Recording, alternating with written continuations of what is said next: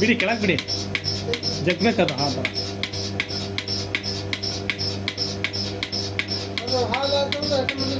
ಅಲ್ಲಿ ಗೊತ್ತಾಗುತ್ತೆ ನೋಡಿ, ಕ್ಲಸ್ಟರ್ ಕೆಳಗಡೆ ಹಾಲು ಬರ್ತಿದೆಯಲ್ಲ, ಆ ಕ್ಲಾ ಒಳಗಡೆ ಹಾಲು ಬರೋದು ಸ್ಟಾಪ್ ಆಗುತ್ತೆ, ಕಡಿಮೆ ಆಗುತ್ತೆ.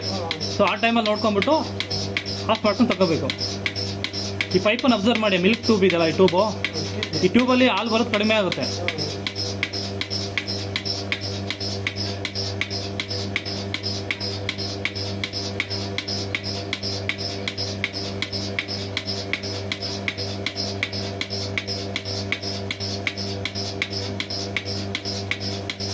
ಒಂದು 2-3 ದಿನ ಅಡ್ಜಸ್ಟ್ ಆಗುತ್ತೆ.